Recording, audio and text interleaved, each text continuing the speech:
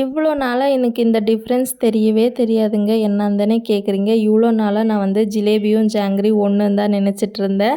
இப்போ தான் சர்ச் பண்ணி பார்க்கும்போது தெரியுது, அது 2மே வேற வேறன்னு. உங்களுக்கு ஜிலேபி பிடிக்குமா? ஜாங்கிரி பிடிக்குமான்னு மறக்காம கமெண்ட் பண்ணுங்க. எனக்கு ஜிலேபி தான் பிடிக்கும். ஸோ சர்ச் பண்ணி பார்க்கும்போது ஜாங்கிரி வந்து உளுந்து மாவுல பண்றாங்க. ஜிலேபி வந்து மைதா மாவுல பண்றாங்க.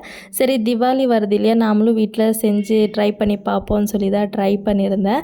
யூடியூப்ல நீங்க சர்ச் பண்ணீங்கன்னா நிறைய ரெசிபீஸ் கிடைக்குது. நான் இன்றைக்கி ரெசிபி ஷேர் பண்ண போகிறதில்ல. நான் செய்யும்போது என்னென்ன ப்ராப்ளம் ஃபேஸ் பண்ணேன், அதை எப்படி சார்ட் அவுட் பண்ணேன்னு தான் நான் உங்களுக்கு சொல்ல போகிறேன். ஃபஸ்ட்டு வந்து சுகர் சிரப். நம்ம சுகர் சிரப் வந்து செஞ்சு வச்சு அது சூடு ஆற ஆற நல்லா திக்காகிட்டே வரும். அப்போ நீங்கள் என்ன பண்ணலான்னா கொஞ்சமாக தண்ணி விட்டு மறுபடியும் நீங்கள் சூடு பண்ணிங்கன்னா அந்த நார்மல் கன்சிஸ்டன்சிக்கு வந்துடும். செகண்ட் வந்துட்டு உளுந்து மாவு கூட கார்ன்ஃப்ளவர் போட்டு மிக்ஸ் பண்ண சொல்கிறாங்க. நம்ம கார்ன்ஃப்ளவர் போடுறதுனால ஜிலேபி வந்து ரொம்ப சூவியாக இருக்குது. ஜிலேபி மாதிரியே இல்லை. நீங்கள் வந்து ஒரு ஸ்பூன் கார்ன்ஃப்ளவர் போடுறீங்கன்னா 1 ஸ்பூன் அரிசி மாவு ஈக்குவல் அமௌண்ட் போட்டு மிக்ஸ் பண்ணிக்கோங்க. அப்போ உங்களுக்கு கரெக்டாக வரும்.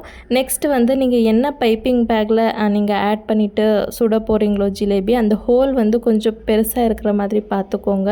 நான் ஃபஸ்ட்டு வந்து நான் பைப்பிங் பேக்கில் போட்டு ஹோல் சின்னதாக இருக்கிறது போட்டேன்னா அது முறுக்கு மாதிரி வந்துருச்சு.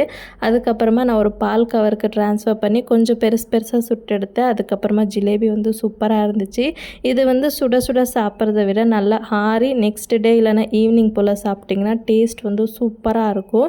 கண்டிப்பாக இந்த தீபாவளிக்கு நீங்களும் ட்ரை பண்ணி பார்த்துட்டு எப்படி வந்துச்சுன்னு கமெண்ட் பண்ணுங்கள்.